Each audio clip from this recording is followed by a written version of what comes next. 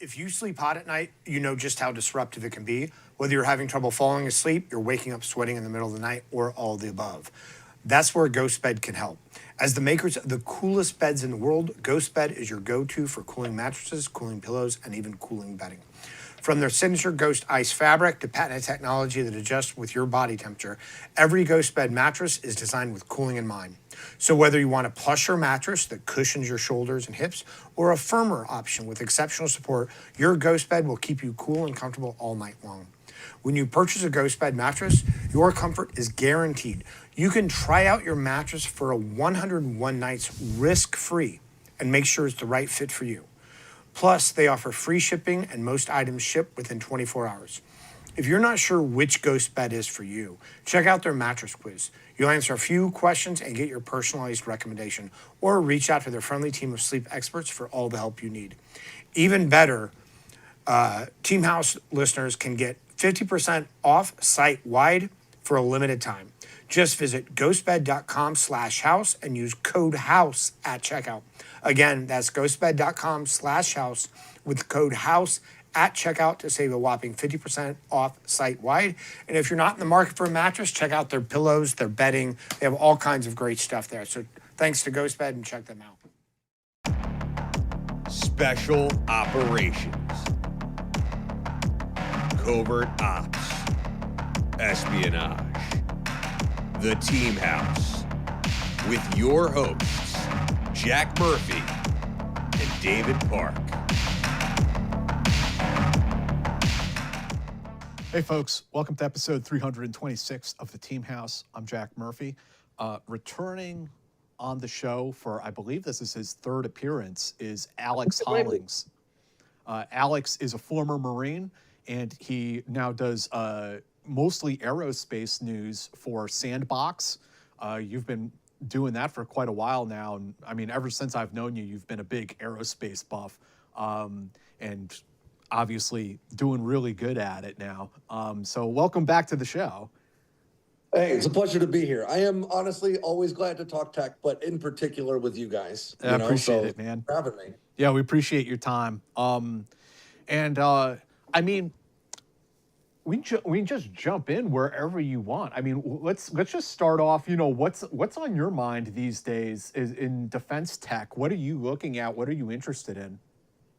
Well, I think one thing that is right now we're on the precipice of a crazy revolution in aerospace technologies that I don't think we've seen really since the late 60s going into the 70s, when we were sort of transitioning from third generation fighters like the F-4 Phantom to fourth generation fighters like the F-15 and the F-16.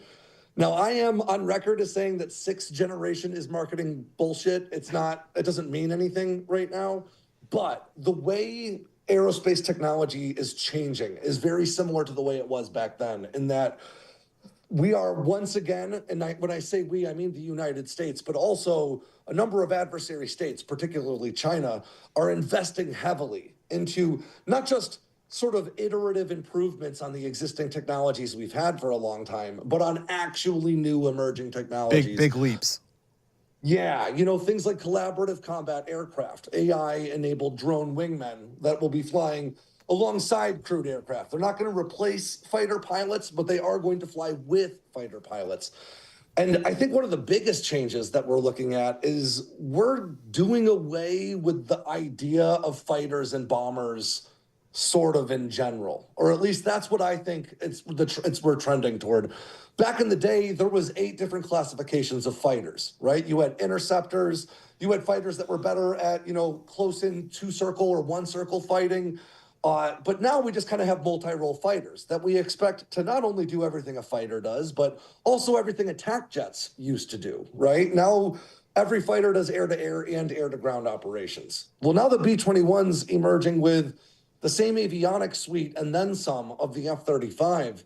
It'll be capable of leveraging air-to-air weapons, and it'll certainly be capable of controlling those drone wingmen that carry air-to-air weapons. And I think, likewise, with China's J-36, which was one of the new stealth aircraft that sort of emerged in testing in December, they're going in the same direction. We're leaning towards multi-role bombers, where large aircraft that can carry a great deal of payload will be able to engage airborne targets on their own. They'll be able to use their drone wingmen the same way the next generation of fighters will. And the lines are blurring, basically. And what air warfare is going to look like in 30 years, 40 years, is going to be dramatically different. And that is something, because 30 years, 40 years ago, air warfare looked pretty much the same as it does right now, you know? So I guess when I say what am I looking at, what's my focus on? It's on those inflection points. Drones are a big one. Artificial intelligence, which is a term that means nothing, but can be used in this context, is going to change things quite a bit. But then the other thing that's going to change things quite a bit is just money, man. We're worried about China, so we're throwing a bunch of money at defense again, in the way we haven't really since the Cold War ended. So the key technologies you're talking about, drones, AI, are there any others that you're kind of focused on that maybe we haven't heard of, most of us? The other two things that are really, really important for this shift are next generation propulsion systems, new turbofan technology, not necessarily just about producing thrust or getting good fuel efficiency, which are important, for competition, but for electrical production. And that really comes down to heat management. The engines we have in fighter jets today could already produce more electricity than we let them, because they would run so hot they'd burn through the fuselage if they did. So the F-35 is getting a coolant upgrade right now that theoretically will allow it to produce more electrical power.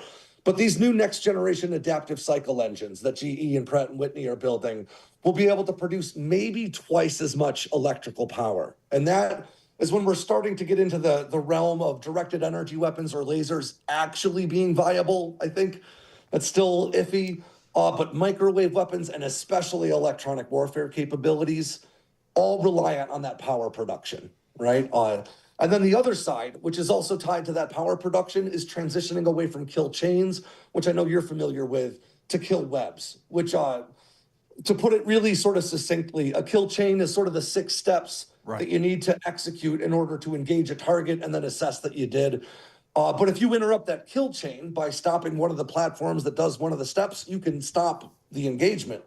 With a kill web, which is sort of networked assets all throughout the battlefield, if you lose an asset, it's a self-healing mesh network. It just moves to the next asset, and you can still complete that kill chain. It sounds a bit like the strike cell model that we've used in the past. Yes, it is. Nailed it. So, and of course, that relies on powerful sensors and a whole bunch of electricity.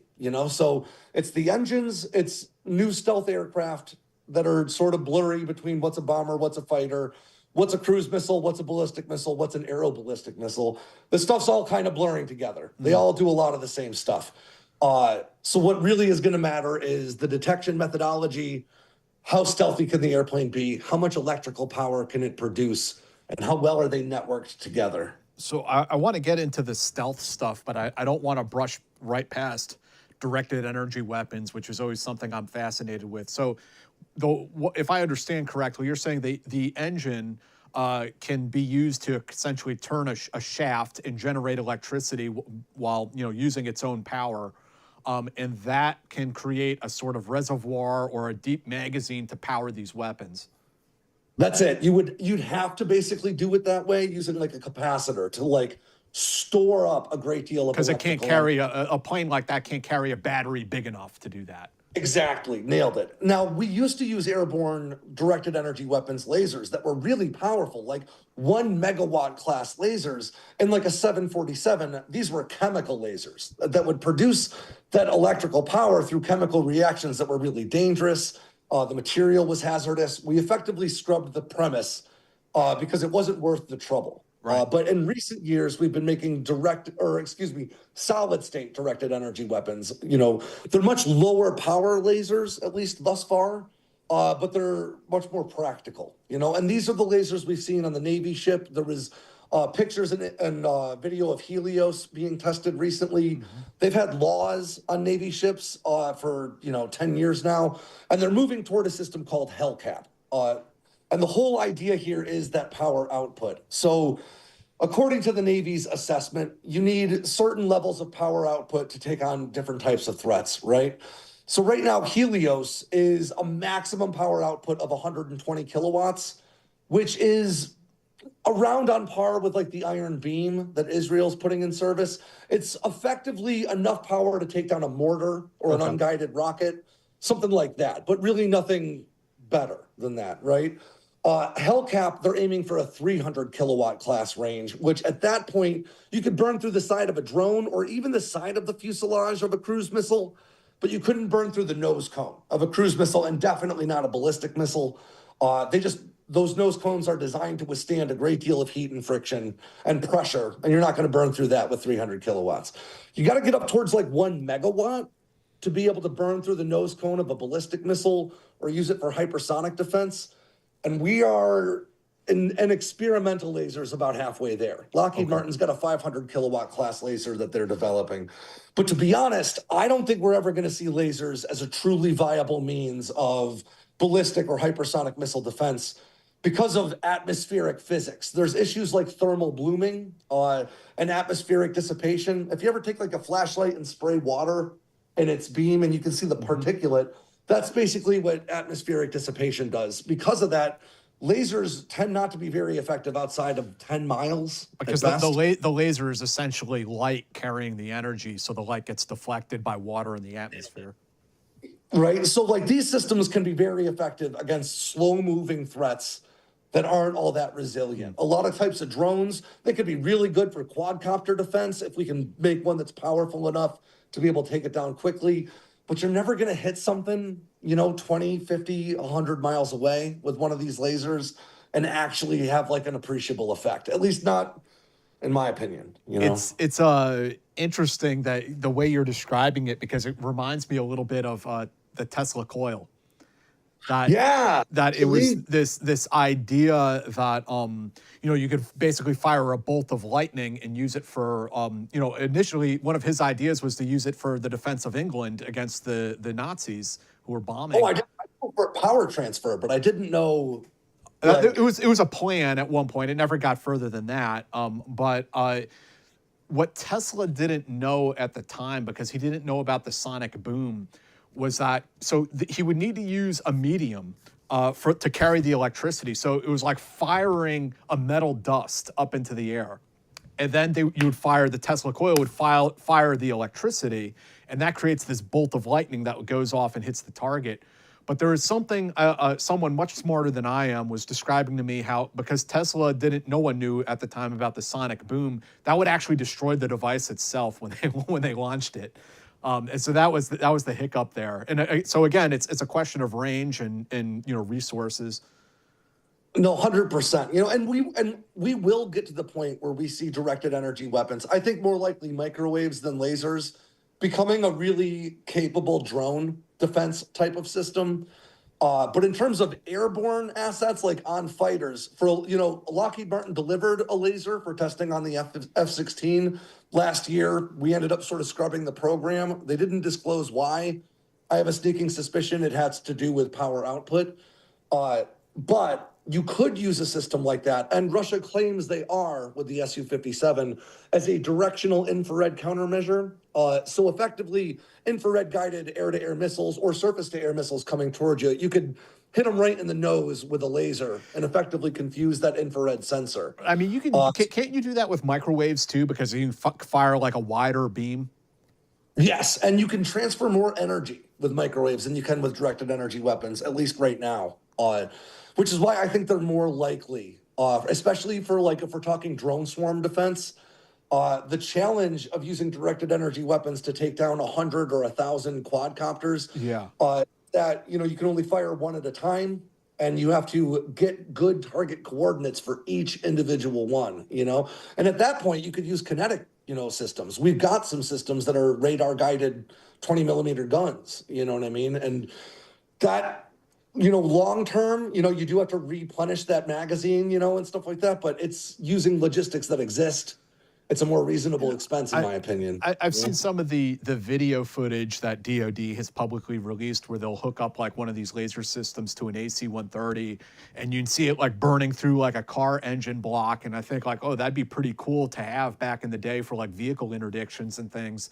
But you think that it probably isn't ever going to be much more than that, that we're not going to be able to use it against high-end targets?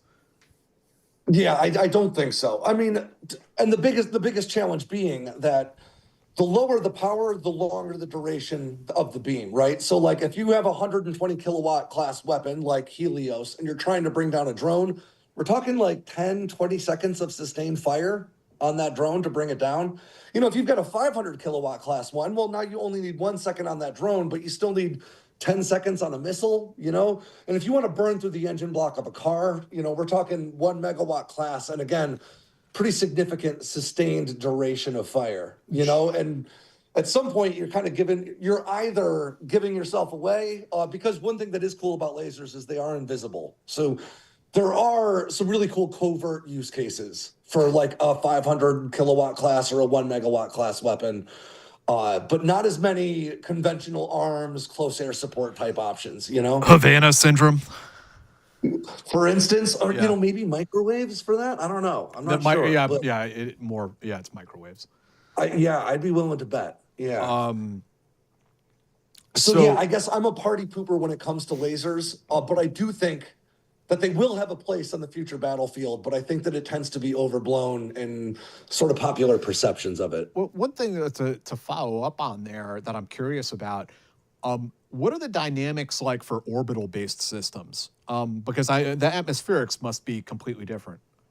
That's 100% true. And theoretically speaking, a satellite could use a laser to engage other orbital threats, like other satellites, at extreme ranges. You know, at that point, what you're basically dealing with is just how do you keep your beam as narrow as possible over great distances, right? But yeah, you're not worried about atmospheric dissipation. There's no thermal blooming. So thermal blooming is effectively superheating the air around the laser, and it creates a lensing effect that will knock it effectively off target. You've got none of those concerns in orbit. But I can counter that by saying that in orbit, it is exceedingly easy to break stuff. So lasers are a really good option for depth of magazine, you know what I mean? But they're not necessarily a good option depending on power production on the satellite. Right. You know, if you can power it using solar and capacitors, great. What do they call it? Solar sails? Yeah. Actually, I helped crowdfund a solar sail, a long time ago. I wonder if it ever actually went up or if I just sent somebody my money. Hey, what's up, everybody? I want to thank our newest sponsor, The Perfect Gene. They sent us a couple of these, an order of these for everybody last week, and I've been rocking them. And I figured out there's a reason why some sponsors don't want to send you stuff, but these people did. And I've been rocking these jeans. I rocked them a few times this past week, and they're probably the best jeans I've ever worn in my life. I'm not saying that because they're paying us. I tried them out. They are legit. I used to hate wearing regular jeans because, like, they're just not comfortable, and we all need to admit it. So I went to sweatpants. I was rocking the stretch chinos, which they do have also. I'm going to go back to rocking jeans, I think, with The Perfect Gene. I bought 2 other pairs, too, with my own money. We used our promo code, which is House15 for 15% off. But honestly, it's incredible. There's a part in this video where the guys are doing lunges and the ladies are checking them out. I don't know if it's because of the gene, but I have found that women were checking me out more and more over the last week. I don't know what that is. Maybe it's the way I carry myself, or maybe it's my gait, or maybe it's the perfect gene, or maybe it's all 3 combined. I don't know. But check it out.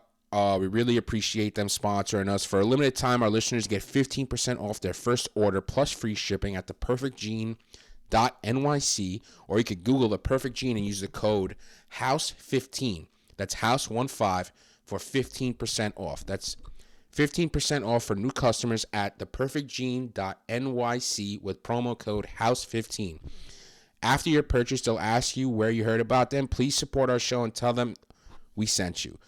Fuck your khakis and get The Perfect Gene. Guys, thank you for supporting this show, and thank you to Perfect Gene for helping us support the show as well. We couldn't do it without you guys. Thanks a lot. House 15% off. I mean, it's not, that's a technology that doesn't just have military applications. If they can figure out how to get that working, that solves basically the world's energy problems. A ton of problems, you know, and also interstellar travel to some extent. A solar sail, the only systems that we could conceive of right now that could reach some percentage of light speed eventually. Right. So let's change gears a little bit and talk about stealth, because you mentioned that just recently it came up. I believe Elon Musk was saying the age of stealth is over. Everything's going to be drones now.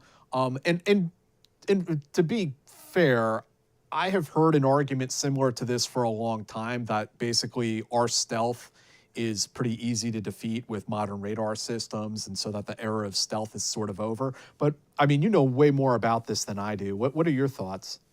So I can start with Elon Musk's, what he was saying, the solution to stealth is effectively using visible light, which is just seeing the fucking airplane. So that doesn't really solve the air defense problem when you're talking about beyond line of sight engagements, like outside of a couple of miles. Elon Musk is very, very good when it comes to rockets, and he's very, very good when it comes to cars, perhaps.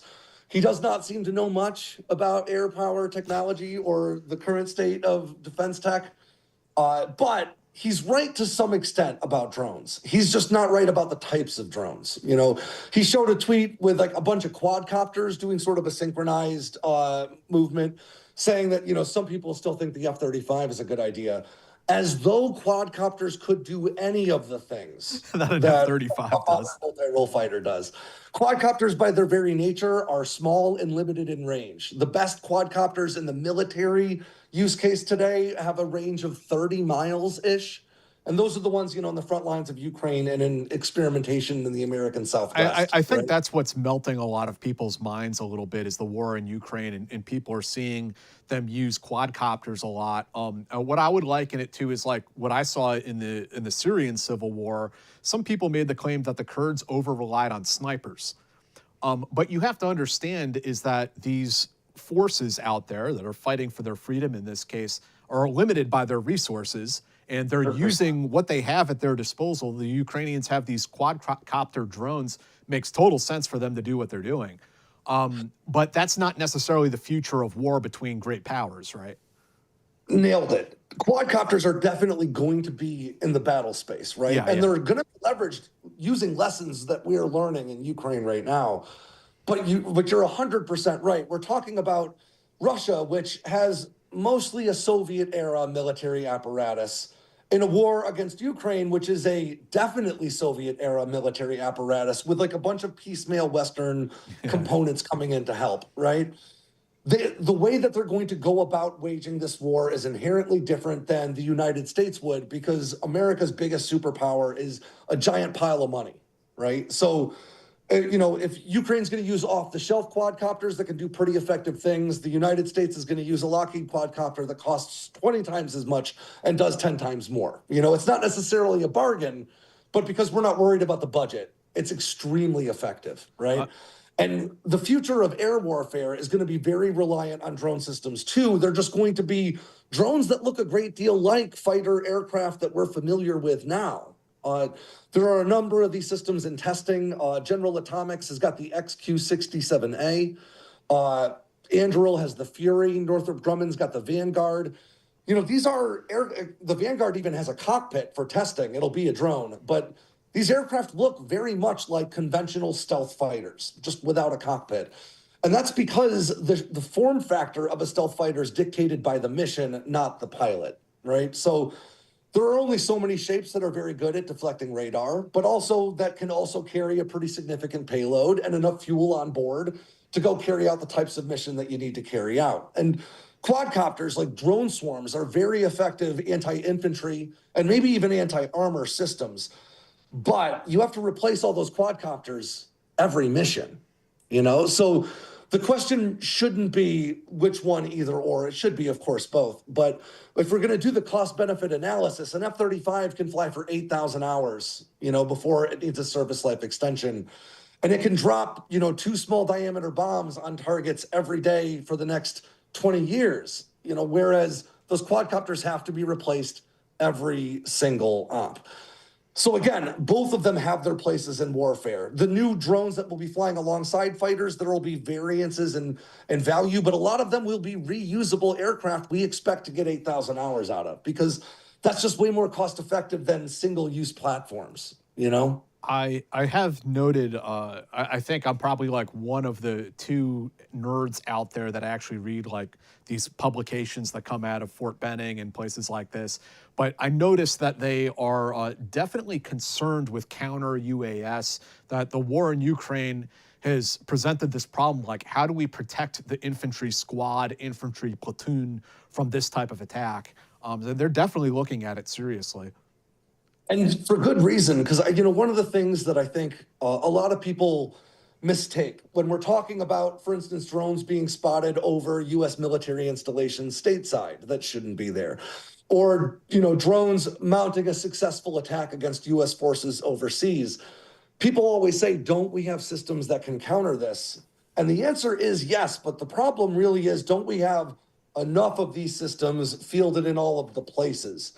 And that's sort of the challenge that we're facing now, is that there's a number of technologies we have that are really effective at countering these types of threats, but we have to field them, and we have to field them effectively everywhere, if we want to be able to mount this type of defense everywhere there are American personnel.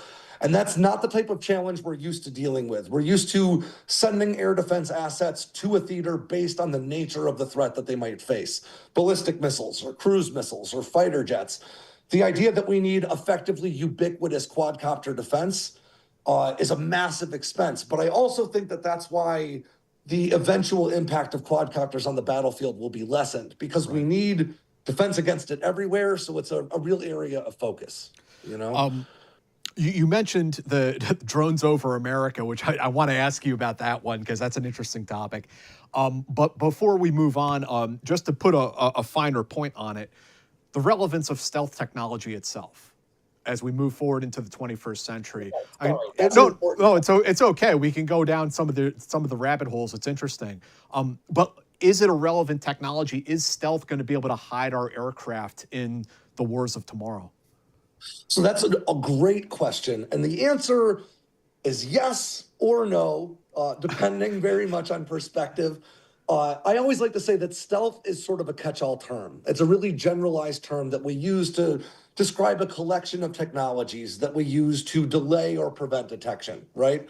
And then beyond that, targeting. So what was considered stealth, the stealthiest aircraft you were going to run across in 1983, was the F-117 Nighthawk, which managed its electromagnetic signatures by just not having any. You were flying in the dark and all by yourself in the F-117. No radio comms with anyone, no radar to identify incoming threats. You are naked and alone in the F-117. Now the F-35 is also stealth. It's a stealth fighter. We use the same terminology, but the F-35 is significantly more difficult to detect from more different angles, and importantly, relies a lot on electronic warfare, right? So the F-117 used to fly with an EA-18G Growler, an electronic warfare aircraft, in the neighborhood to help mask it. Now our stealth aircraft carry their own electronic warfare capabilities. The next generation of stealth aircraft are leaning more into what we call all-aspect stealth, and that's why the renders don't have those standing vertical tail surfaces like you can see above my head on the F-14. And instead, they look more like a stealth bomber. And the idea is twofold. The first is that your radar cross-section is variable, depending on the angle of observation and the frequency, right? So if you have a radar array that's pointed directly at the nose of a stealth fighter, it'll usually have a much harder time detecting it than if it's perpendicular, if it's looking at the side of that stealth fighter, right? Now, without those standing vertical tail surfaces, it'll be much more difficult to detect them from the side, which right now is feasible to do. But also, different radar frequencies are better at detecting things differently. So low frequency early warning radar systems are not effective at producing what we call a weapons grade block. They don't have the fidelity to guide a missile into an airplane up in the sky. But they can detect a resonance against stealth fighters that's produced by those standing vertical tail surfaces and the big gaping jet inlets.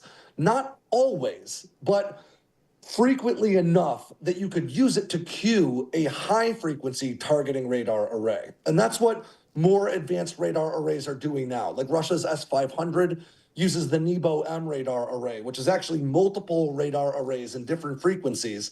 So if you can spot an incoming stealth fighter with that low frequency array, it helps you point your high frequency array at it. So the minute that stealth fighter is close enough, which probably would need to be around 20 miles with the Nebo-M and an F-35, then you can get a target grade lock and launch an interceptor at it. And because that low frequency array oriented you to start with, you can do it 5 seconds faster, maybe 10 seconds faster. And that can make an appreciable difference on the battlefield. But then you also have to contend with multi-static radar arrays, which are effectively just networked arrays in different locations. And then they're kind of creating a fused view of the battle Like space. a 3D and that's view, yeah. right? But this is why the planning of stealth flight operations is probably just as, if not more important than the technology.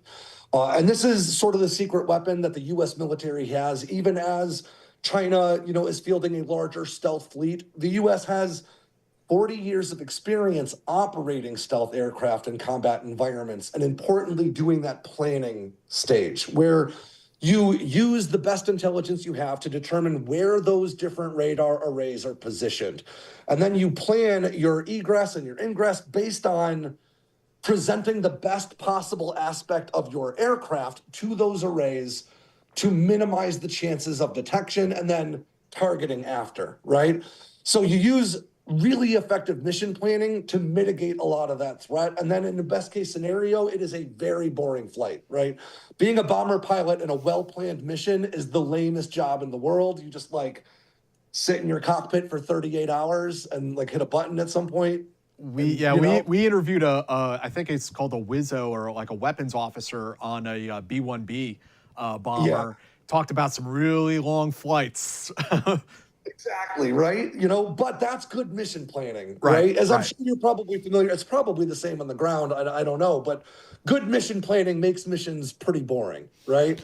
The idea is that eventually quantum computing and these multi-static radar arrays could make stealth compromised to an extent that our very fancy stealth designs and our very expensive radar absorbent material isn't benefiting us as much as it used to, right? And at that point, we're going to have to turn to new technologies, better electronic warfare capabilities, or the other thing, maybe better radar absorbent materials that are ceramic based rather than polyurethane based. But when we do that, we're going to call those new technologies stealth also, Yeah, right? So the technologies that we call stealth today and that we rely on for success today will change, but stealth will still be here, and it's going to stay important forever, right? Because the idea that you can obfuscate detection and prevent targeting is always important. Just the way we go about doing it is going to shift over time, So the drones over New Jersey story. You mentioned it briefly, so we got to go there though. So I wish I could say it was all bullshit, but I have friends in New Jersey, of course. I live in New York, including some people who actually saw these things. So it's not purely War of the Worlds hysteria. It was happening. And then I believe when the Trump administration came in just a few weeks ago, they put out some sort of a statement or there's a tweet or something. And I cannot remember. I apologize, folks. I cannot remember exactly what was said. But the gist of it, as I recall, was don't worry about it, guys. Yeah, it was all FAA approved. Everything's cool. Yeah. Yeah. Which tells us what? Either one of two things. Either it was all bullshit, or the things that were being tested, those really exotic looking things, were probably things that we didn't really want to tell everybody about quite yet, right? Yeah. So I had a bit of a kerfuffle with this whole drone story because when I was trying to research, viable explanations for what was going on, I came across a press release put out by NASA about a year and a half now, where NASA and the FAA and a number of other organizations were establishing a drone testing corridor between military installations in Delaware and New Jersey. Okay. And so I found all that material. I reached out to them. I didn't get a response in a day or so. And I posted a video saying, well, this is probably what we're looking at here. And the way they established the drone corridor was that you don't have to take off and complete your flights from those military installations. They can take place anywhere within the corridor. Okay. It's just effectively a general warning. And the idea is that they were testing technologies they could use for drone infrastructure in the future, transporting people, transporting goods, things like that. Interesting. So I posted a video saying, hey, this is probably what it is. And that video got a lot of traction. And then I got a very angry phone call from NASA the next day saying, that is not us. We've got nothing to do with this. We have not flown a single drone. They pointed me towards, oh man, now I'm blanking on it. Air Force Logistics Command, but they're not called logistics. At any rate, so I reached out to them. They said, well, we're not flying anything, but we are managing the corridor. And I said, well, then can you confirm that? Well, what the hell are you managing if you're not flying anything? Exactly. And I was like, well, then can you tell me if anybody is using the corridor, And they said, we don't have any that we can discuss. So whether that means Okay, we're not involved, sure. I think what's most likely is that there were probably a small number of pretty wacky, exotic-looking drones, maybe even large ones, like electric vertical takeoff and landing passenger drones, which we know are something that have been tested commercially in the past in the United States. And I think people spotted those things and started talking about it. And when they did, everybody else started flying their drones too, including law enforcement who started flying their own large drones to try to hunt out these other drones. And the problem a lot of people in New Jersey had is that when they aren't accustomed to looking up at the sky very often, especially at night, and then they do, and they see an airplane, they go, oh, that's a drone, and then they tag me in it on TikTok, and I get 6,000 of those in 2 days. But also, if you just see a regular drone, you don't know if that's Timmy testing his Christmas present, the local sheriff's department looking for a missing kid, a wedding photographer filming a wedding nearby. You're going to go, well, that's one of those mysterious drones. So I do think that there was a handful of pretty exotic drones that were probably being commercially tested, maybe even in that drone testing corridor. What do you mean? You mentioned passenger drones. What do you mean commercially tested rather than militarily tested? So the line gets awful blurry, right? So if you are a company who makes your money making electric vertical takeoff and landing drones, and you have black budget contract money. Well, that's the thing. Your only revenue options are to find a way to get flying cars into the private sector, which isn't going to happen with a human at the wheel because we're dumb, right? Or you've got to find someone in the government to buy it from you, right? So if you are a company producing something like this, you either have a DoD contract or you're pursuing one. Those are really the only options. So you might be conducting your own testing in pursuit of ultimately securing that contract, or maybe doing testing as a part of that contract, but the DoD may not be directly overseeing it. A good example that's not drone related is Hermeus. They're a small Atlanta-based startup that's raised a lot of money over the past few years to build reusable hypersonic aircraft. And when I went to their facility a couple of years ago, it was a bunch of 25-year-olds with titanium 3D printers and a big empty factory space.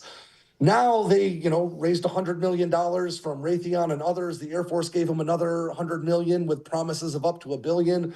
And they are building these aircraft. And right now they're about to start test flights of their first test article turbine-based combined cycle engine aircraft, which is called Quarter Horse. But the Air Force wasn't involved in testing at all up until fairly recently. Until then, it was them having to demonstrate that they could do this to get the DoD to actually come in and sort of play a role in testing. And drone manufacturers sort of follow that same trajectory. If there isn't a stated need for something that's got a line of accounting assigned to it, you got to convince somebody at the DoD that you're worth some money. So you got to do some testing first. So do you think some of these companies are trying to get Uncle Sam to fund the flying car? Or does DoD, they have a real interest in, a drone that can insert troops essentially? Absolutely, 100%. They often characterize it as a medevac platform / resupply platform. The idea being that it could get to remote areas to bring you equipment or gear, supplies that you need, or it could get injured troops out of remote areas really quickly. And they're autonomous electronic VTOL aircraft.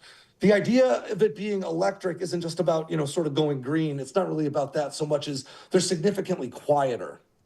So it makes it potentially safer for you to like medevac somebody out of there. But yeah, there are already firms with DoD contracts testing that kind of technology. The name of them escapes me. But it's definitely something the DoD's expressed interest in for a good 5 years or so now. Interesting. Okay. And then another topic that I want to pick your brain about is the Chinese supposed sixth generation fighters that appear to be emerging in social media and places like that. There have been some pictures taken and some sightings. What's your take on where China is with these technologies right now? I think that the internet hyperbole machine, tends to make a lot out of these things. It's important to remember that what we saw, so preface, on December 26th, 2 new Chinese stealth aircraft were photographed and videotaped flying over China, right? One of them we've sort of dubbed the J-36. That's the way bigger one. It looks like a Dorito. It's a 3-engine platform, which is pretty unique. And then the other one is a smaller platform. It looks like it's an intermediate to heavy fighter, but it's significantly smaller than that J-36. And I couldn't tell you if there's a cockpit or not on that second one. But both of them, as far as we could tell, made their first test flights, if not on December 26th, very recently to that, right? So we're talking about aircraft that in the best of circumstances are 5 to 10 years out of service at best. It took 11 years to get the J-20 from prototype to in service. We're creeping up on 16 years for China's J-35. It's a pretty long development cycle from first flight to service, right? I'm not worried about these platforms entering service anytime soon. But what they definitely point toward is how significant China's progress has been in recent years. It wasn't long ago. It was, 25 years ago where China was struggling to make 4th generation aircraft using purchased production lines from Russia. And now they're fielding, they've got likely between 250 and 300 J-20s. What their readiness rates are, I couldn't tell you. If any have crashed, nobody could tell you, but probably in that neighborhood. There's 1 or 2 J-35s right now, but they're going to go into production soon. And now they're testing 2 new stealth aircraft that probably have different roles. The larger one, I think, is probably more of a regional bomber. But again, the difference between a bomber and a fighter doesn't matter all that much, and it likely could leverage air-to-air weapons.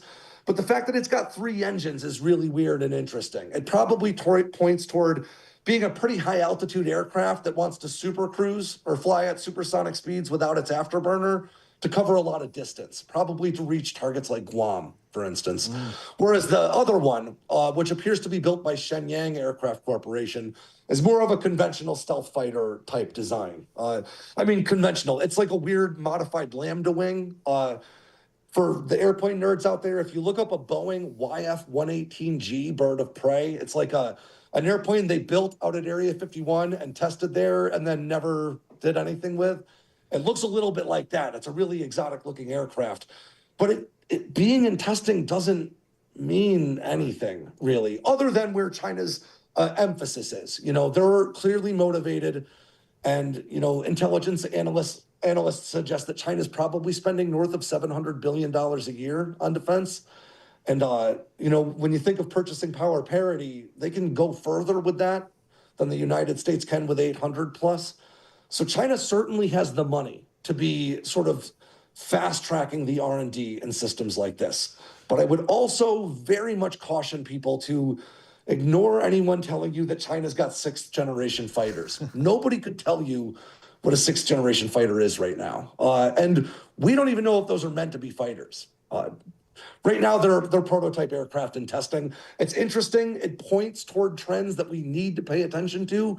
And I like to think that maybe it'll kickstart NGAD funding for the Air Force, because right now it is on hold. But right now, what we know is that China can make something that looks like a Dorito chip fly. And that in and of itself isn't all that important, There's another one I wanted to ask you about regarding Russia. This happened just recently, maybe a little over a month ago now, where it was suspected that for the first time in combat they used an ICBM.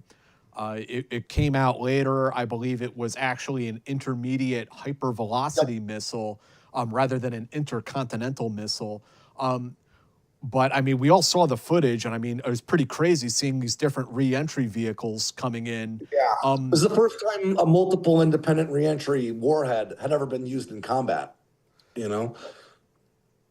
So, yeah, the first and foremost, the difference between an ICBM and an IRBM really just range, right? The amount of fuel on board, the size of the weapon, right? And Russia was very cognizant of that because the warhead, that multiple independent reentry vehicles warhead, is the warhead that they use in their ICBMs. Weapons like the RS-28 Sarmat, which has got multiple independent reentry vehicles that Russia claims collectively can deliver about 50 megatons worth of destructive power, which is exponentially bigger than an American ICBM. Like, you wouldn't see the American ICBM's yield on that bar graph. In fact, I did an article, years ago when I worked for you about that, and I tried to make the bar graph, and it was worthless because you can't see, the 30 kilotons or 3 But what was really important about the use of that weapon was not necessarily what it did on the battlefield in Ukraine. It had limited battlefield impact.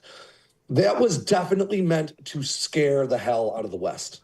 Yeah. The idea was to remind the West that Russia's got this nuclear arsenal, and they rewrote their own nuclear doctrine 6 months or a year ago to make it easier for them to leverage within their own rules. The idea really is that, you guys should think twice about supporting Ukraine because we might blow you all up in a nuclear war.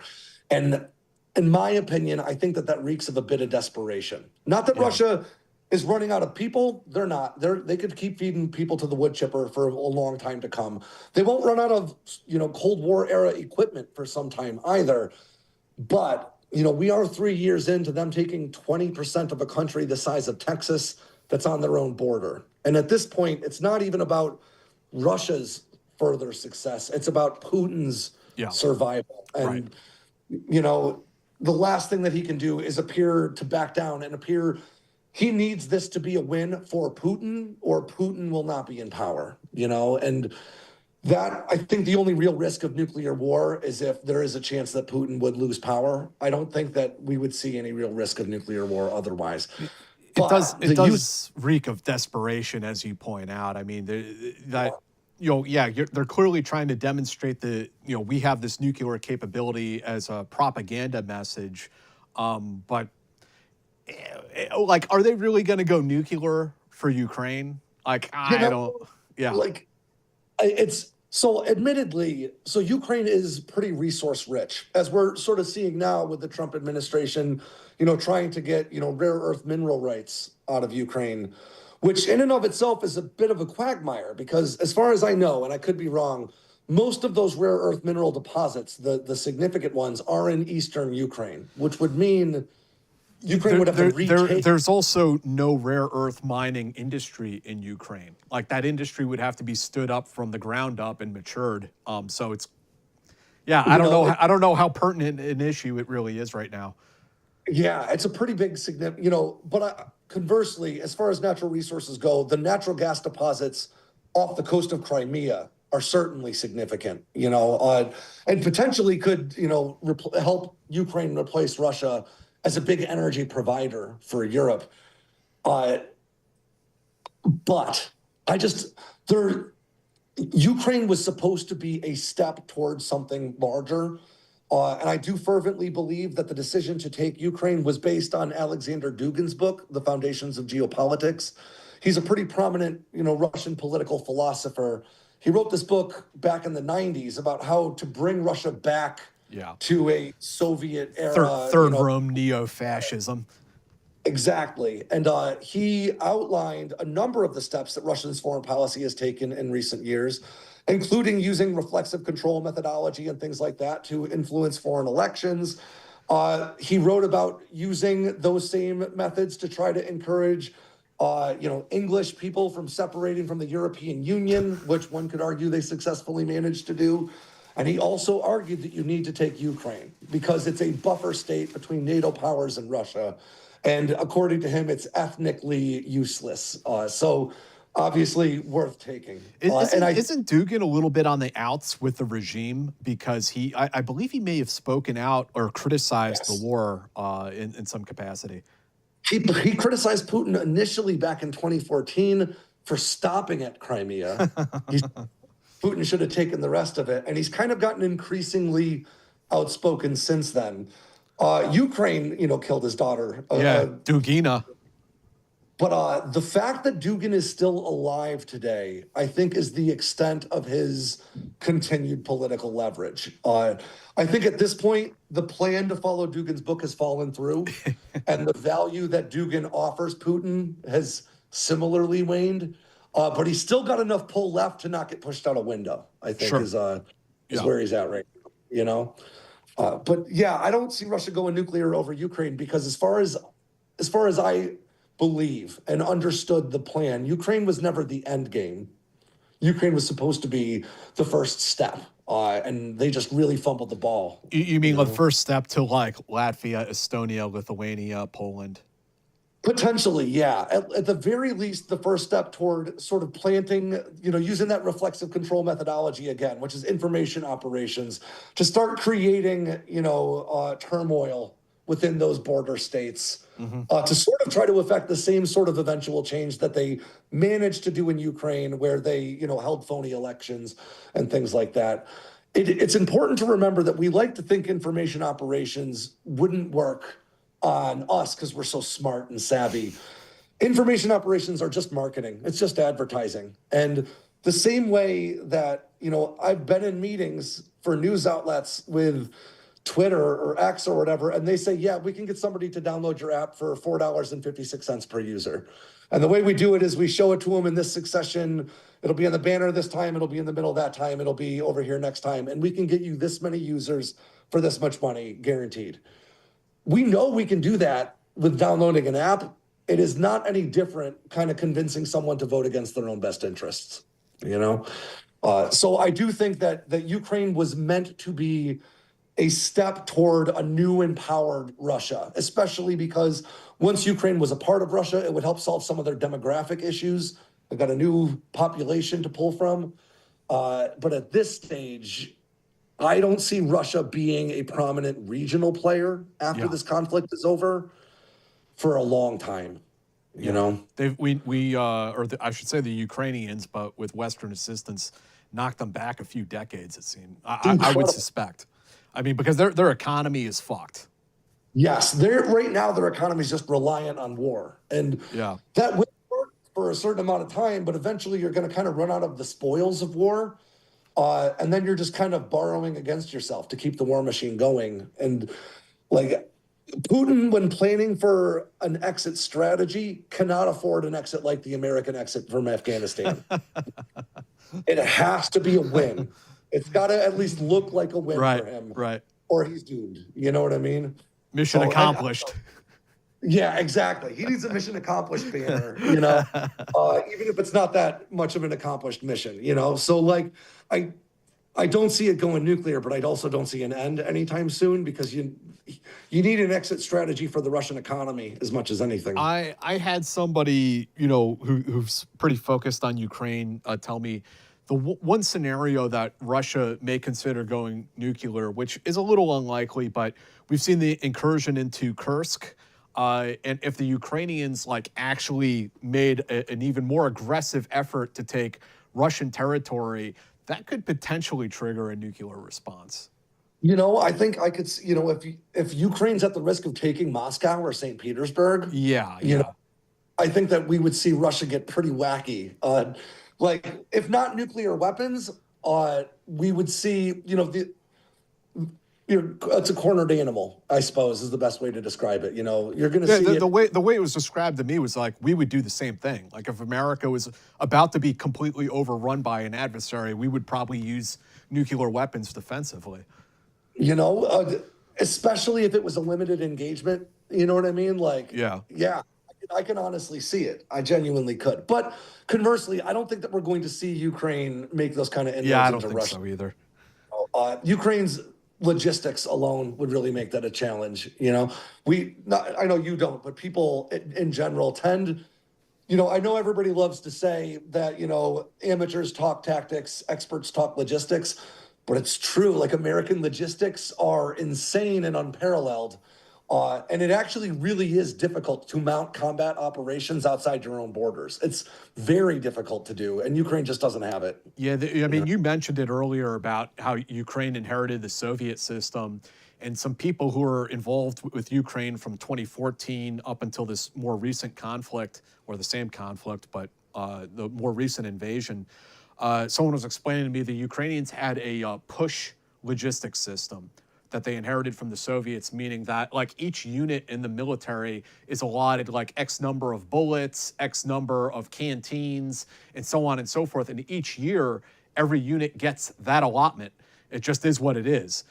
Whereas the American system is by request. It's a pull logistics system. Based on needs, right? Based on mission. Right. Like we do our oh my gosh, what we there's an actual term for it, like an infantry squad. You say that, I'm 5 magazines down, I lost my canteen cup. Yes. We have one guy who took a grazing wound to the shoulder, and that's the report that gets pushed up, and so you get resupplied with what you need to replace that. And even that is remarkably difficult to manage in the combat zone. Yeah. It is, and on top of that, I've heard this from people that I know who were in Ukraine, but that doesn't necessarily mean it's the gospel truth. I've also heard that there's been some challenges with it's just been a bit of first come, first serve. And commanders that are in the room when shipments arrive can say, I want that. And other guys that might need it a lot more aren't necessarily getting served. It's like, where did all our energy drinks and protein powder go? Oh, the guys back at headquarters got it.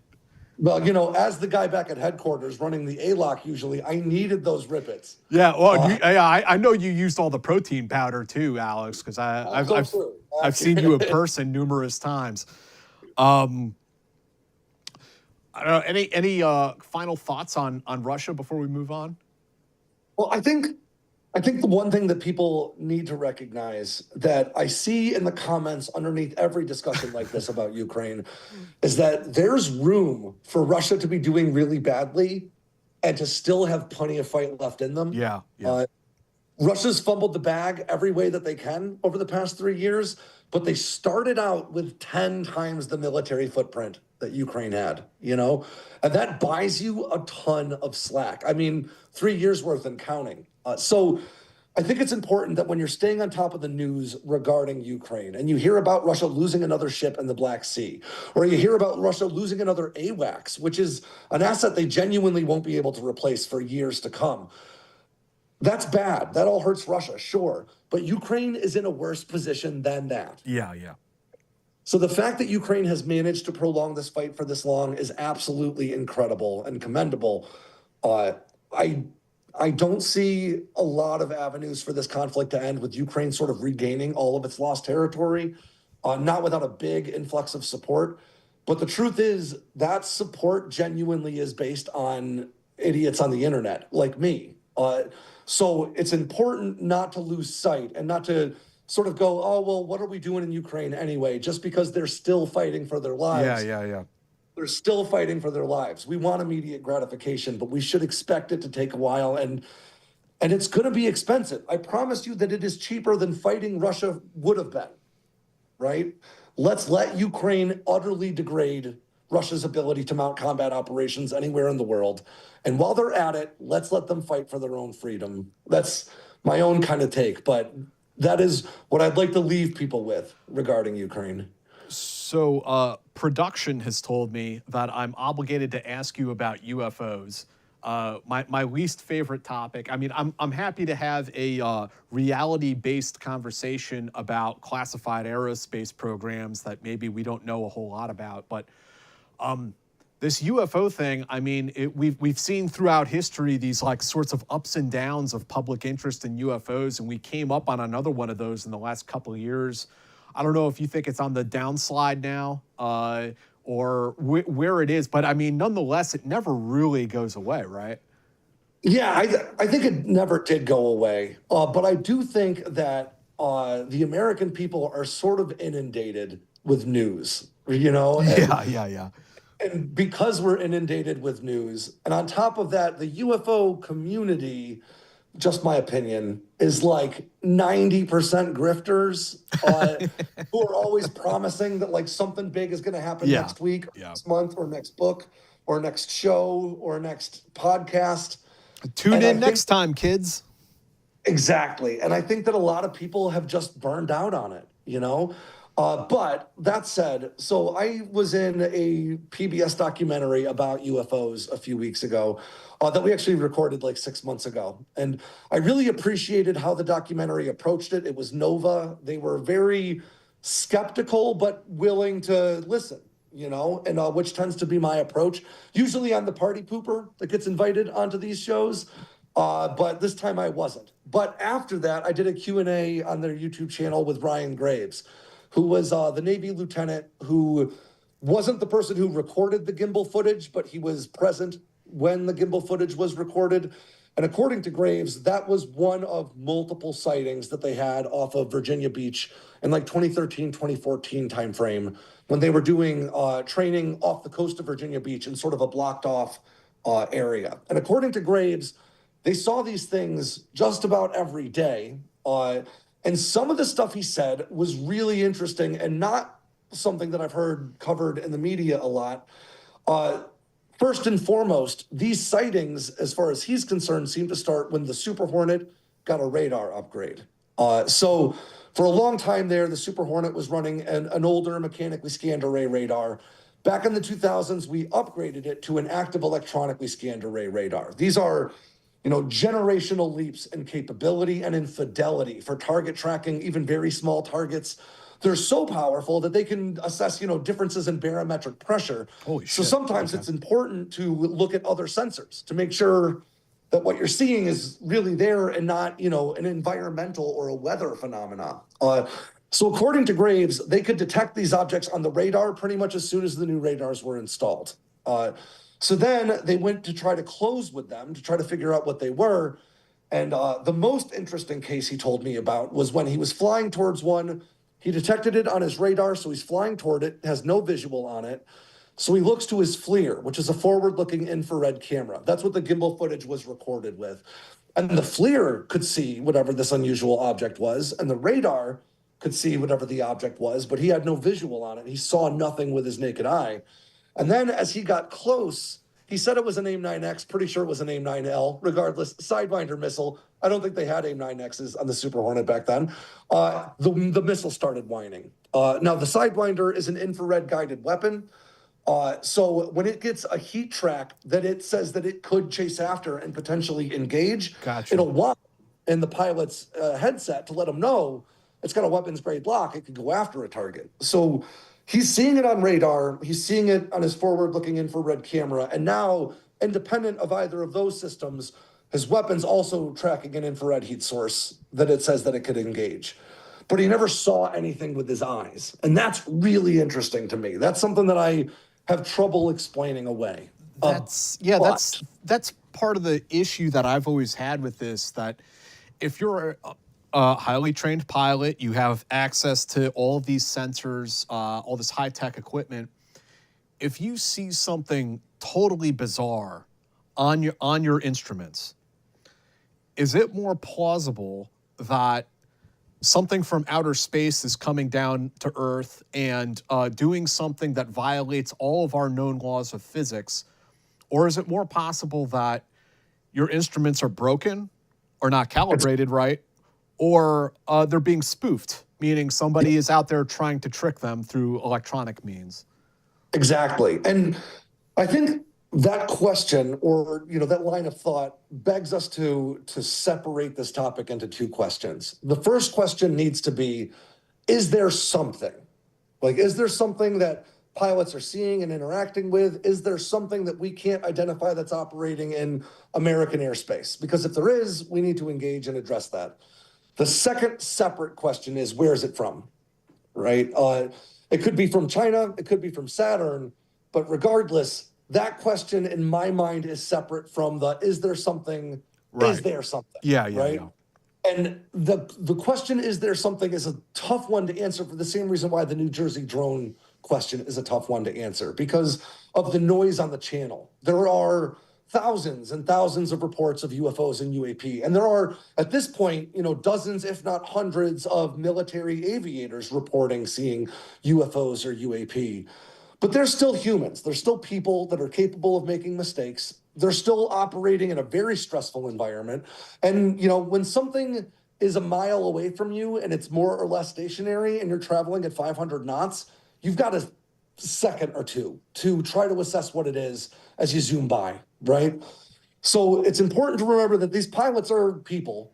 They're well-trained people who have a lot of experience in assessing relative motion and things like that, because you use that to determine where an aircraft is likely to go in basic fighter maneuvers, things like that. But they are still people. So that's why it's so important to focus on the sensor data. And Jack nailed it 100%. If you see something on one sensor and not on the others, that's an artifact. That's a glitch. That's just a problem with the sensor. If you have independent sensors that detect something simultaneously, well, then something is there. It doesn't mean it's an alien. It doesn't even mean it's a drone. You know what I mean? It could be. But there's a phenomena. Yeah. It could be ball lightning, but there's something there, right? Right. And the more data that we're able to collect from those sensors, it gives us the ability to look for patterns. And then we can use that looking back historically, but only so long, because active electronically scanned array radars, for instance, weren't really a thing in fighter jets until the 21st century, But like whether it's a radar frequency, whether it's certain, infrared light, if there's a pattern that we can identify, we can use that to look for things in the future. And that helps us narrow it down. We get to go, all right, we figured out that this one thing is a weird aurora and it's not aliens or drones. So now we know whenever we see that again, we can cross that out. Right? That's not an unusual phenomena anymore. And that's the way that we get to the answer eventually, is by sort of weeding through all those. But the only way we can do that is if we get consistent quantitative data. And that's tough because you don't have the same sensors everywhere, Like you're going to use an AN/APG 79 here and a 63 there. So. It's interesting that you said that these sightings started when they installed the new radar.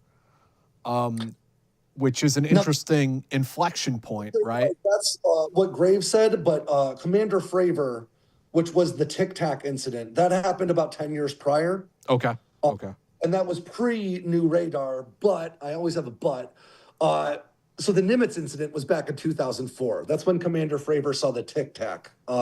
They saw it with their eyes, right? They did see it with their eyes. Yes. And it's worth noting, that was one of the first deployment workups in that carrier strike group, the Nimitz carrier strike group, that was using integrated target tracking data across all the platforms, effectively kind of creating that kill web we were talking about earlier, an early version of it where the Super Hornets might not have had a radar with the fidelity required to identify and track something like this, but the Aegis ships, the destroyers and cruisers, did. So that's why they had target data that they were also able to release along with the fighter jets. In effect, you might not have been able to spot this on radar. The Super Hornets may not have been able to intercept were it not for the fact that they had fire control radar integrated across sort of the battle space. I can't say for sure that they wouldn't, but it does kind of point to that same idea that you need a pretty capable radar array with pretty high fidelity to be able to figure out something's out there. It brings up more questions than answers, right? Is it possible that the government is red teaming these new radar systems, right? But it is. I even have problems with that too, because we want to test our radar systems under the most realistic conditions possible. But am I not going to brief the pilots on that? Like, I don't want to cause an accident and get a pilot killed over this. That's exactly how I feel. Obviously there is historical precedent for pretty disruptive red teaming. Red Cell is but it is anything but common practice, right? Yeah. I guess though I will also say this, whatever it is, and I honestly I have no idea. Like normally I'd be like, I think it's probably this. I genuinely, whatever those tiny fraction of a percent of really unusual sightings are, I really don't know what they are. I am the opposite of convinced that they're alien, but I also don't know what they are. So maybe they're alien. I have a lot of trouble buying the idea that it's red teaming, even though there is historical precedent for it. But whatever the explanation is going to be a weird one, right? Whatever's going on is weird. So by nature, the explanation is going to have to be weird too. So red teaming is more realistic than Martians. I don't think it's more realistic than China, depending on the circumstances and the environment of the sighting. I don't think China's flying anything off of Virginia Beach, but certainly in some places. A good example, and I'm not sure if I've talked about this with you guys before, but back in 2018, the Navy filed a patent for laser-induced plasma filament hologram countermeasures for missiles. The idea is basically just using a laser to superheat the air a couple hundred meters away from the aircraft to produce a plasma ball that's a significant heat signature to confuse an inbound infrared guided missile. Now, the Army has used this technology to create what they call like floating flashbangs. And there's videos of them doing it in a laboratory setting about 10 years ago, where they can even relay human voice. It sounds mechanical, but it's a ball of light that's just talking, you know? That is more likely to me than a physical craft that defeats inertia, you know? That being broadcast from a submarine or an aircraft. But again, to your point, you don't do that against a carrier strike group without telling anybody. Right, you right. know? And so then the other, maybe speculation is these new radar systems come online, these new technologies, are they able to see something that previously we just couldn't see before? Is that what's happening? And I guess what frustrates me is that my answer is I don't know. Yeah. And that drives me nuts, because so according to Graves, because there is, I forgot who it was, I think Mick West, presented a pretty viable explanation for the gimbal footage, where he was saying the weird way that the object moves might be attributed to the way the gimbal camera actually moves as it's kind of staying locked on it, which you can't, you couldn't dispute that with what's released. But according to Graves, the classified version of that footage includes the radar telemetry that shows the relative distance to that object was only 3 or 4 miles, not, 40 miles or something like that. But until we actually see any of that data, it's just like a thing a guy told me. Don't get me wrong. Ryan Graves is a very credible witness. He still works within the defense apparatus for a number of defense contractors. I don't question his credibility, but it is just a thing a guy told me. And until we can actually see this data and go, yeah, I think that this is this and this isn't this, it frustrates the hell out of me that I don't have a reasonable explanation, And I mean, the third option, of course, is that, is it all basically a disinformation campaign, either targeted on our adversaries or, to conceal some of these things that we're testing? To what extent does that play into it? I think all right, I guess the best way I could answer that is that if I were testing some kind of advanced technology that really seems to like blur the edges of what physics can do, the very first thing I would do if I were flying that over Iran or China or Russia would be to fly it over Kansas City and be like, yeah, me too, guys. It's crazy. Nobody knows what that thing is, right? What a mystery. Yeah.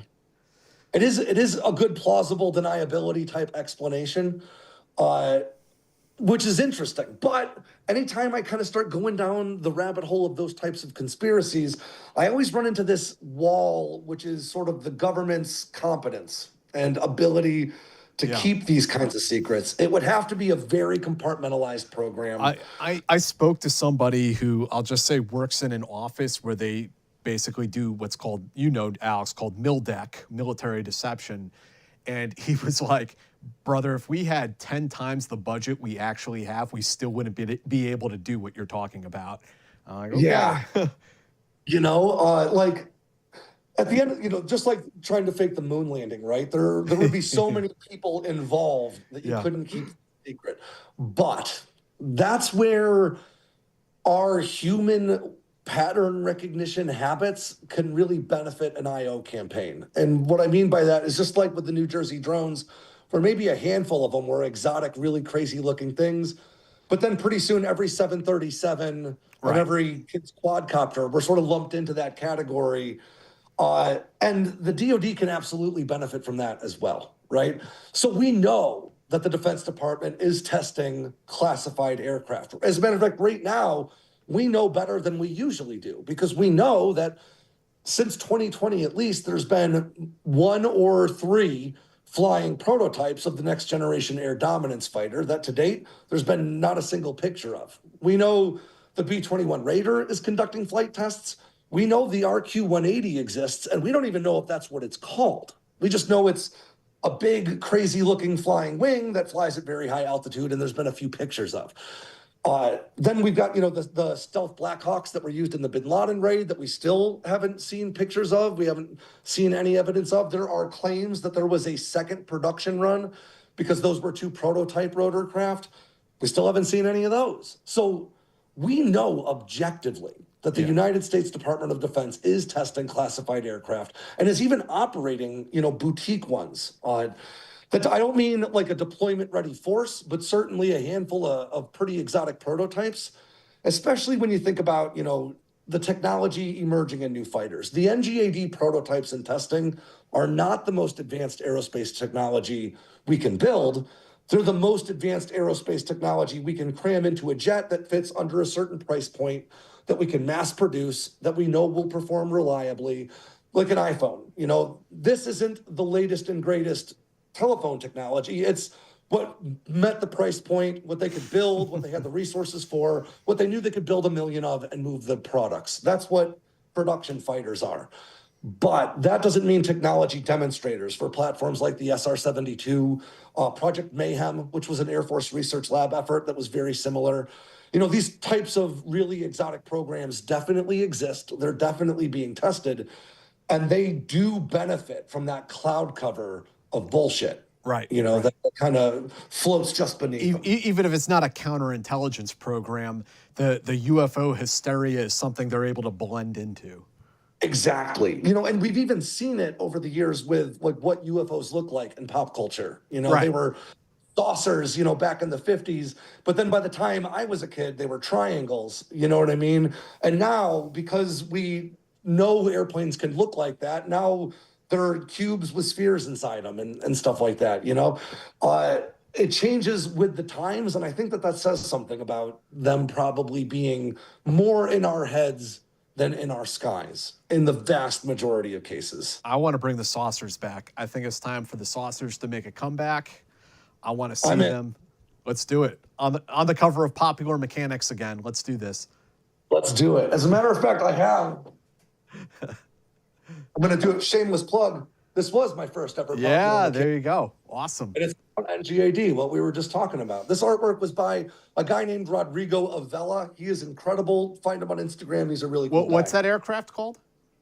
So this is like a concept of the NGAD, the Next Generation Air Dominance Fighter. And, so this is the one you say that they're flying, but we haven't seen yet. Exactly. No shit. Okay. Rodrigo Avella is an artist who made this, and it was a really, really cool experience where I got to say, well, it shouldn't have standing vertical tail surfaces. We're going to want to have recessed jet inlets. And Rodrigo was able to produce this, which is cool. Incredible, And Rodrigo's work is the most stolen in the aerospace community. If you see like YouTube thumbnails of like airplanes that don't exist, it's almost always his artwork that was stolen. So I'm glad I got a chance to kind of plug him on here. That's awesome. So tell us what you're working on right now. Any other big pieces, big news items that you're working on that you want people to know about? So actually, I just finished recording a video about Iran's new drone aircraft carrier, which is hilarious, to be honest. It's not... They took a cargo vessel that was built back in the year 2000 by Hyundai Heavy Industries, and they spent the last 2 years just kind of building a flight deck on top of it. And then they unveiled it as their terrifying new drone carrier this past week. Operating drones off of it that have a combat radius of like 30 miles. It's military theater at its finest. It's not as good as like North Korean generals. The Iranians are good for that. Yeah, but it's nice to have something lighthearted to talk about lately. And I've also got some good stuff coming out about the F-15EX over on my YouTube channel, which is Sandboxx with 2 X's. The F-15EX is it's a hot rod of a fighter. It doesn't need stealth. In fact, according to recent reports put out by the Director of Operational Testing and Evaluation, the F-15EX has proven to be what they call operationally feasible against 5th generation adversary aircraft. So we pitted the F-15EX against surrogate adversary stealth fighters, aggressor F-35s. And it's got the detection power with its APG-82 radar that it can spot very small targets very far out. So the F-15EX might not be stealth, but it's definitely still got a place in warfare. And I've got a deep dive about that coming out pretty soon. Cool. You mentioned your YouTube channel. Like, where else can people go to find you? But you can find my written work on sandboxnews.com. That's Sandboxx with 2 X's. And you can find me on pretty much every social media platform at Alex Hollings 52. I post long-form videos on YouTube and increasingly shorts lately. But I also post sort of my own, a little bit less professional analysis on my TikTok, which is at Alex Hollings 52. But if you're not on TikTok, I don't blame you. I don't want to be. It's Stay off the commie app, guys. Don't do it. Yeah. We will have links down in the description for all of Alex's work. And also take 2 seconds. I want to remind you guys, there's also a link down there to our Patreon where you can go and subscribe for $5 a month. And you get access to all of the Team House episodes and Eyes On episodes ad-free. And if you go, what is it, $10, D, for the patch? $10. If you become a $10 member, you get a patch sent to you in the mail. There you go. And if you don't want to be a Patreon member and you want to buy a patch or a sticker of our logo, there's a new merch website. That link is also in the description. Yep. Yeah, we got new merch. It's pretty cool. I'm in. I'm buying some merch. I'm in. We'll send you something. And then we will also be back on Wednesday with Jessica, who served with the CST program. She's a special operations soldier. So we're excited to have her in studio in a couple days. Alex, yeah, D. There's a question from... there's a recent Eyes On episode where we were talking about like the viability of aircraft carriers and how they're not really viable anymore when it comes to China. What are your that was Andy Milburn saying that blaspheming the aircraft carriers. What are your thoughts on that, Alex? Well, it's not that far off from the Air Force's recent 2050 assessment, where they also think forward operating bases will be a thing of the past because of the constant threat of long-range ballistic, hypersonic, and cruise missile strikes, right? The answer can't be more effective air defense because you can always have a saturation attack. Let's say you've got 100 interceptors to bring down threats, all they have to do is send 101 missiles. So you build 200 interceptors, all they have to do is send 201 missiles. So to some extent, the only solution is distance. The Air Force believes you need strategic ranges for pretty much everything. And that would also mean carrier flight operations would have to take place, north of 1,000 miles by a wide margin, maybe 1,500, 2,000 miles away from your intended target.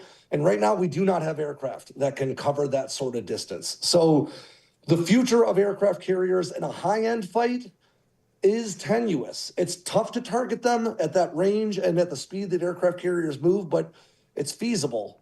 However, aircraft carriers will have a long and illustrious history ahead of them for force projection in smaller regional conflicts and for posturing and things like that.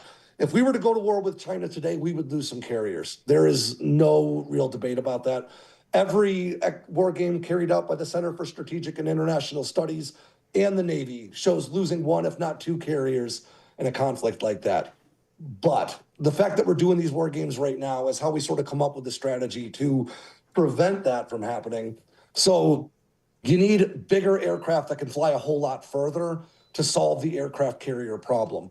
But what we use carriers for today, which is primarily asymmetric conflicts, regional conflicts where we're sending assets in there to be a show of force, all of the ways that we use aircraft carriers today and have for the past 50 years will remain viable for a very long time to come. But there will be edge cases like war with China where we need to pull them back and rely on strategic assets to sort of bore a hole through their defenses that we can start sailing carriers into. And that's a pretty tough nut to crack. Last plug from me. Please, guys, check out We Defy, the Lost Chapters of Special Forces History, my new book. Look, even Alex has it. It must be good. Go check it out, guys. It talks about some of the lesser known or totally unknown to the public aspects of Special Forces history. It's on Amazon now. And thank you, everyone who already read it and reviewed it. And I've gotten a lot of great feedback from you guys, so thank you for that. Alex, always a pleasure, man. Thanks for coming on the show tonight. Hey, it's always a blast. Thanks for having me. Yeah, it's great to catch up on some of these issues. I mean, I only like tangentially touch aerospace stuff, but like you're really deep into it. So it's interesting to pick your brain about some of these topics. Yeah, I love the opportunity because my wife is sick of hearing it. So, I'm happy to come on. So. Yeah. No, my girlfriend's sick of hearing about this stuff, I'm sure. Yeah. There's one more question. Hold on one sec. I'm sorry. Jesus.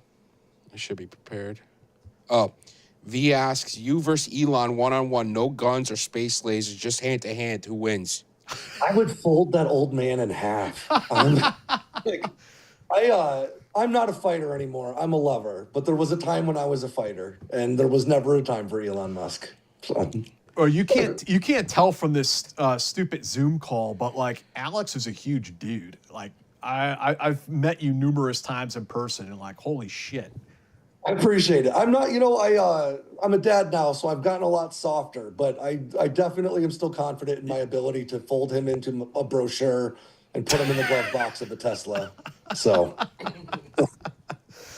Jason Lyons, maybe not so much, but Jason's a huge dude too. Jason's a monster. Yeah, he is a huge guy. There's one more. Norm Anderson said the solution is submarines.